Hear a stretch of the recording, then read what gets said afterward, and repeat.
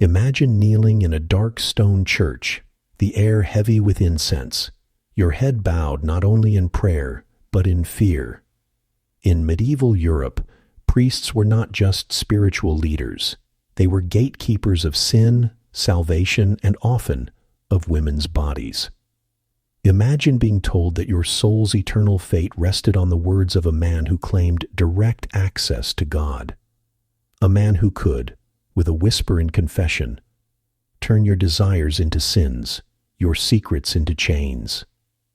This was the power priests held, and for countless women, this power turned into a weapon of control. Welcome to the hidden history of medieval desire, a world where priests used the sacred space of the church to manipulate, dominate, and sometimes seduce. This is not the story you were told in school. This is the quiet, dangerous truth. Before we go deeper, pause for a moment. If you find these untold stories fascinating, make sure to subscribe to the channel so you never miss one. And tell me in the comments, where are you watching this from? I'd love to know.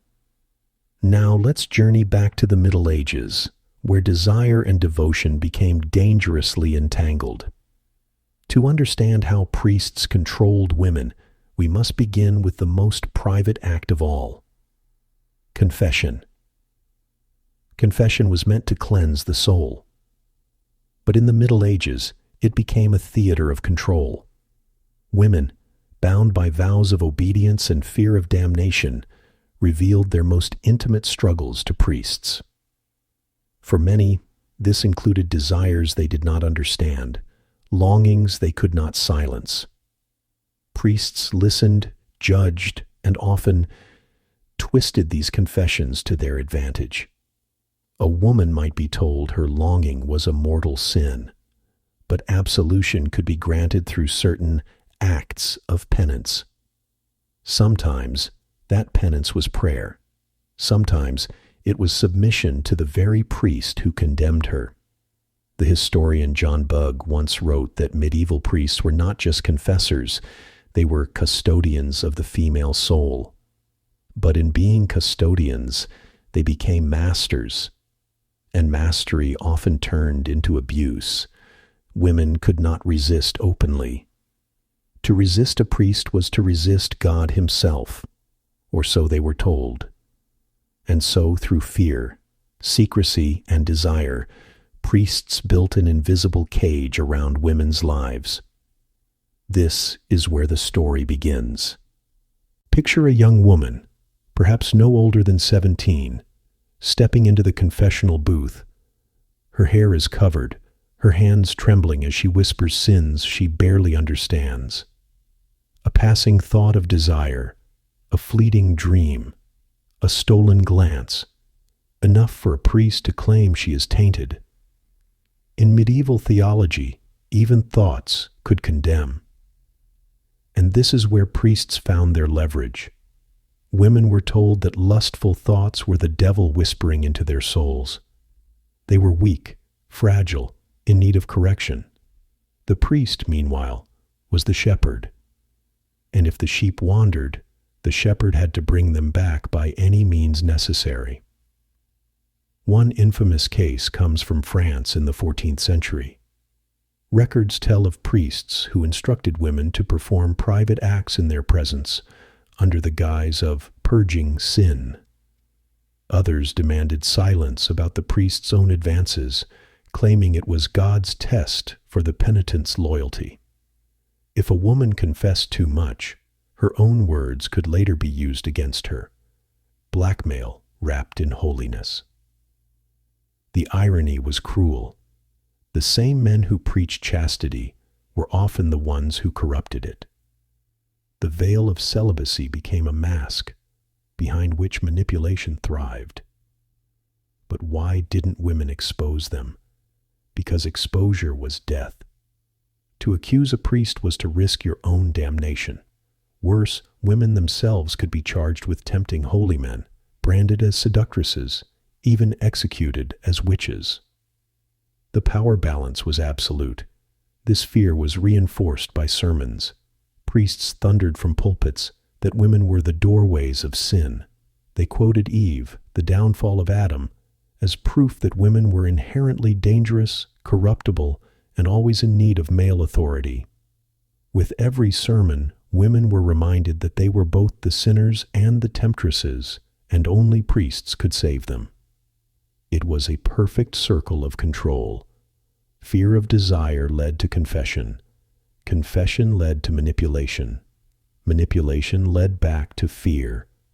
And the cycle continued, generation after generation. By the late Middle Ages, the Church began to write manuals for confessors, books that gave priests step-by-step instructions for interrogating women. These guides, meant to keep morality intact, instead became tools of intrusion. Some instructed priests to ask married women intimate questions about their bedroom lives. How often did they lie with their husbands? Did they feel pleasure? Did they ever resist? Every answer gave the priest more knowledge, more power. A shocking manual from the 13th century, the Summa Confessorum, advised confessors to probe into even the smallest details of sexual thought. Priests were told to examine carefully the occasions of sin, which often meant long, uncomfortable questioning. Imagine being a young wife, asked by an older priest to describe in detail how you touched your husband. Or worse, if you touched yourself. To refuse to answer was to refuse God's representative. To answer was to hand over your most private self to a man who might use it against you. One chilling story from Italy tells of a priest who, after years of hearing a woman's confessions, told her that her soul could only be saved if she surrendered her body. She resisted. He denounced her as a witch. The Inquisition took care of the rest. This is how the confessional, a sacred ritual, became a net for desire and control. It wasn't always about physical possession. Sometimes the knowledge itself was enough. Priests knew the darkest secrets of entire towns. And when those secrets belonged to women, the control was near total. Even convents, places meant for purity, were not safe. Priests assigned as confessors to nuns often grew entangled with them. Letters survive from medieval convents where abbesses complained that priests turned the confessional into an occasion of sin. The irony is suffocating. Women locked away for chastity, controlled by men who claimed to protect it, yet violated it in silence. But not every woman stayed silent. Hidden in trial records, letters, and whispered testimonies are fragments of resistance. Some women found ways to expose priests' hypocrisy. Others weaponized confession itself, deliberately telling stories that would embarrass or trap their confessors.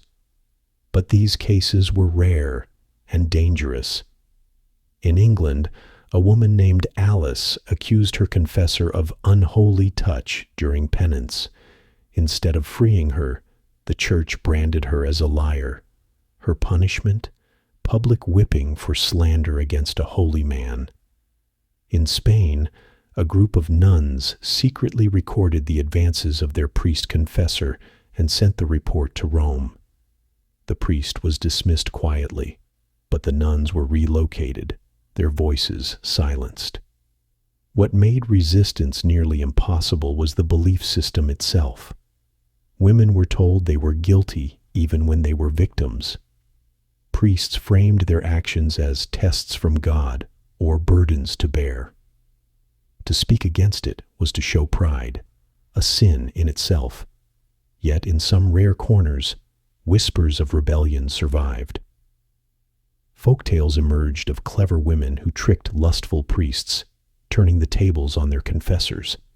In one French tale, a woman told her priest that she dreamt of him nightly. When he pressed her, she laughed and said, "Only in dreams, Father, and dreams are the devil's work, not mine." Tales like these gave communities a secret language of resistance, though they were never officially written down. Even so, the structure remained intact. The confessional, the pulpit, the theology, all of it protected priests while silencing women. And the deeper the secrecy, the stronger the control. Looking back, the story of how medieval priests controlled women through desire is not just about individuals. It's about a system built on fear, shame, and silence. A system that blurred the line between sin and survival. It is easy now, centuries later, to judge, but imagine being there. Imagine being a woman with no education, no rights, told that heaven or hell hung on the words of your confessor. Imagine the weight of secrecy when your own thoughts were dangerous, when your own body was a battlefield you were doomed to lose. For some priests, the confessional was truly sacred, but for others, it was an opportunity to dominate, to exploit, to control. And in that silence, women suffered. This history matters because it reminds us how easily sacred authority can be twisted into control. It shows us that desire, when framed as sin, can become a tool of oppression. And it warns us that the past is never as pure as the sermons claimed. So the next time you see a medieval painting of a serene priest hearing a woman's confession, look closer. Behind the calm brushstrokes lies a darker story. A story of whispered secrets, of desire weaponized, of women trapped in a system they could not escape. And that is the hidden truth of how medieval priests controlled women through desire.